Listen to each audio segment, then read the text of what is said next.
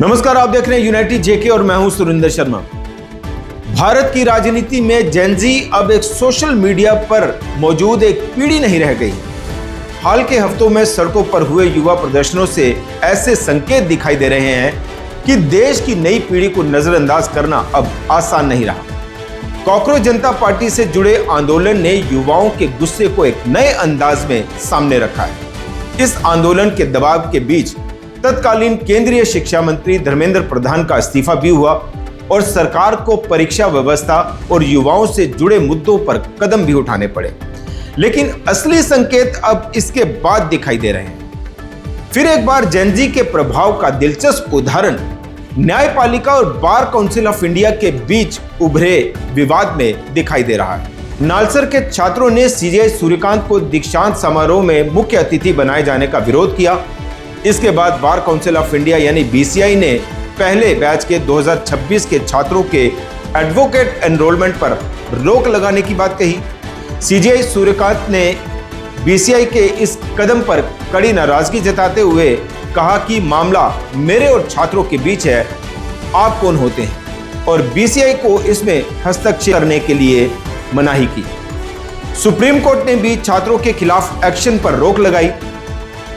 दूसरा बड़ा पहलू, मोदी सरकार भी बदले हुए अंदाज में युवाओं को संबोधित करने लगी।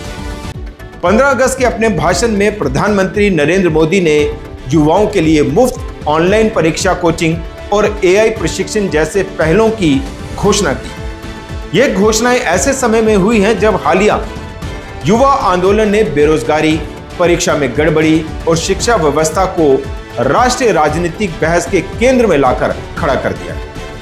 यानी आंदोलन के बाद सरकार का फोकस भी युवाओं की शिकायतों और रोजगार, परीक्षा से जुड़े सवालों पर ज्यादा दिखाई देने लगा।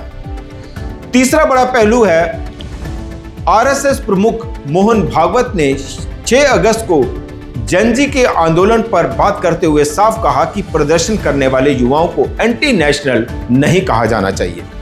यह बयान इसलिए भी महत्वपूर्ण है क्योंकि भारतीय राजनीति में आंदोलनकारी युवाओं को लेकर अक्सर राष्ट्रवाद की कसौटी खड़ी कर दी जाती है।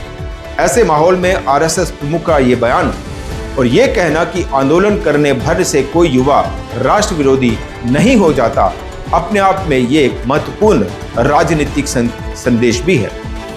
इन घटनाओं को जोड़कर देखें तो एक दिलचस्प तस्वीर सामने आती है। इसका अर्थ यह नहीं कि जेनजी ने सत्ता पर पूरी तरह से नियंत्रण हासिल कर लिया। जेनजी सत्ता से ये नहीं कह रही कि उसे हर मुद्दे पर सही माना जाए, वह ये कह रही है कि उसे सुना जाए, उसके सवालों के जवाब दिए जाए। और इसमें यह पहलू भी है कि असहमति को अपराध या राष्ट्र विरोध के चश्मे से ना देखा जाए। यहां अब सवाल यह नहीं कि युवा सत्ता से डरते हैं या नहीं, बल्कि यह है कि सत्ता युवाओं को नाराज करने का जोखिम उठा सकती है या नहीं। फिलहाल इतना ही। देखते रहिए यूनाइटेड जेके। नमस्कार।